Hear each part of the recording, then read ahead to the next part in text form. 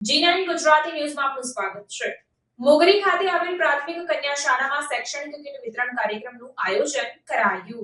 તારીખ 10 જુલાઈ 2024ના રોજ Arya charitable trust અને વિદ્યાનગર ટાઉન ક્લબના સહયોગ દ્વારા પ્રાથમિક કન્યા શાળા મોગરીની કુલ 278 વિદ્યાર્થીનીઓને શિક્ષણના સાધનો ઉપલબ્ધ કરાવવા માટે કુલ 723 ચોપડા, 238 પેન, 122 સ્ટેશનરી કીટ અને 122 પાઉચનું વિતરણ કરવામાં આવ્યું હતું. આ સન્માનનીય પ્રસંગે અનેક મહાનુભાવો હાજર રહ્યા હતા. આ પ્રસંગે મુખ્ય મહેમાન તરીકે સુનિલભાઈ સોલંકી તથા દ્વારકાદાસ પટેલ, દેવ પટેલ, ભાવિનભાઈ મિસ્ત્રી, આણંદ તાલુકા પંચાયત ઉપપ્રમુખ કલ્પેશભાઈ પટેલ અને આણંદ તાલુકા ભાજપ મહામંત્રી મિલનભાઈ પટેલ હાજર રહ્યા હતા. સાથે સાથે શાળાના આચાર્ય હર્ષદભાઈ રાઠોડ તથા સંપૂર્ણ શાળાના શિક્ષકોનો સંપૂર્ણ સહયોગ સમગ્ર કાર્યક્રમમાં રહ્યો હતો.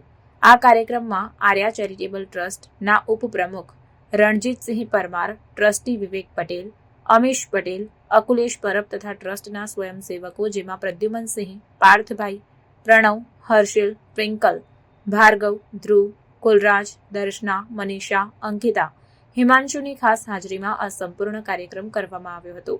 શાળાના આચાર્યએ મહેમાનોનું હાર્દિક સ્વાગત કર્યું અને આ દાન માટે બંને ટ્રસ્ટનો આભાર વ્યક્ત કર્યો. તેઓએ શિક્ષણની મહત્વતાને ઉજાગર કરતા કહ્યું કે વિદ્યાર્થીઓના સર્વાંગી વિકાસ માટે અભ્યાસ સાથે સાથે જરૂરિયાતમંદ સાધનોનો પુરવઠો પણ મહત્વનો છે. આ અવસરે સુનિલભાઈ સોલંકી દ્વારા પોતાના અભિપ્રાયમાં જણાવવામાં આવ્યું કે શિક્ષણ એ આપણા સમાજની મજબૂત નાંદ છે. અહીંની વિદ્યાર્થીનીઓએ સફળ ભવિષ્ય માટે કઠિન મહેનત કરવી જોઈએ. દેવ પટેલે ઉમેર્યું કે વિદ્યાર્થીઓ માટે પ્રોત્સાહન અને સવલતો પૂરા પાડવાની જવાબદારી આપણી છે અને એ જ લાગણીથી અમે આ દાન કર્યું છે. શાળાના શિક્ષક વર્ગે આ દાન માટે આભાર માન્યો અને વિદ્યાર્થીનીઓને આનો સદુપયોગ કરવા પ્રોત્સાહિત કર્યા. આ પ્રકારની પ્રવૃત્તિઓ મારફતે શિક્ષણને પ્રોત્સાહન મળે અને વિદ્યાર્થીઓને ઉચ્ચ ગુણવત્તાનું શિક્ષણ મેળવવામાં મદદ થાય છે.